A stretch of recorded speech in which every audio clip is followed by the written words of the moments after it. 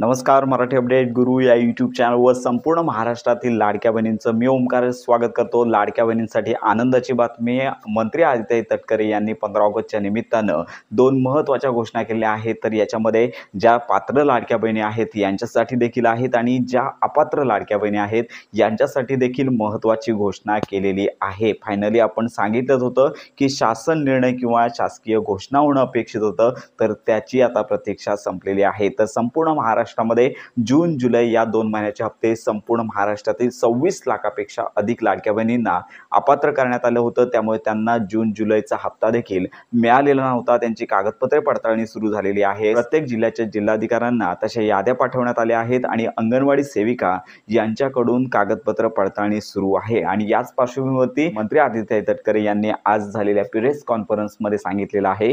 प्रत्येक जिल्ह्यातले अर्ज आहेत, प्रत्येक जिल्ह्यातला जो काही यामधून सुपूर्द केलेला आहे तिथं स्क्रुटिनी होईल.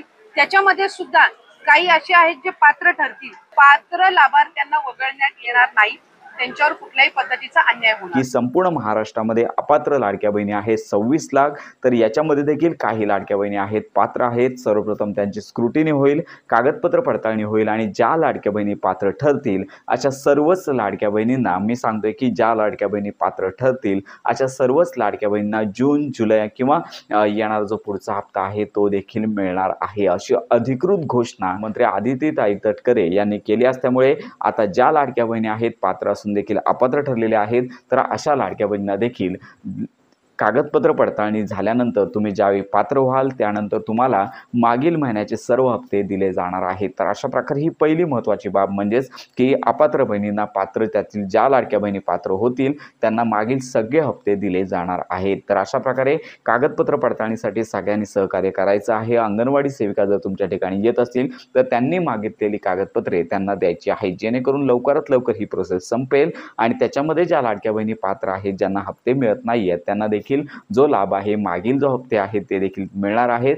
की ज्या लाडक्या बहिणी अपात्र ठरलेल्या आहेत त्यातील ज्या लाडक्या बहिणी पात्र ठरतील त्यांचे हप्ते त्यांना मिळणारच आहेत. पण हप्ते मिळण्यापूर्वी संपूर्ण जिल्ह्यातील लाडक्या बहिणी आहेत ज्यांची कागदपत्र पडताळणी होईल त्यानंतर एकत्रित त्यांना ऑनबोर्डवरती आणण्याचं काम केलं जाणार आहे. तर आता आम्ही अपात्र आहोत किंवा आमचा अर्ज व्हेरीफाय कधी होणार असा देखील अनेक लाडक्या बहिणींना प्रश्न आहे. त्यामुळे लक्षात घ्या की सगळ्यांना एकाच दिवशी किंवा मंत्री आदित्य तटकरे या संदर्भात पुन्हा घोषणा करतील किंवा तशी प्रेस कॉन्फरन्स किंवा त्यांचं ट्विटरचं पेज आहे या ठिकाणी घोषणा करून किती लाडक्या बहिणी 26 लाखापैकी पात्र ठरत आहेत आणि त्यांचा लाभ वितरित करण्यासंदर्भातील सूचना देखील त्याच देतील. आणि दुसरी महत्त्वाची बाब म्हणजे ज्या लाडक्या बहिणी पात्र आहेत अशा लाडक्या बहिणींना ऑगस्टचा जो हप्ता आहे तो सप्टेंबर महिन्यामध्येच येणार आहे. ऑगस्ट महिन्यामध्ये हप्ते वितरणाची कोणतीच तारीख घोषित करण्यात आली नाही आहे. सध्या यूट्यूबवरती आणि सोशल मीडियावरती अनेक व्हिडिओज आहेत की लाडक्या बहिणींना हप्ते वितरणाची ऑगस्टच्या हप्ते वितरणाची तारीख घोषित झालेली आहे. आनंदाची बातमी 15 ऑगस्टच्या निमित्ताने हप्ते वितरण सुरू झालेलं आहे. तारीख जाहीर झालेली आहे.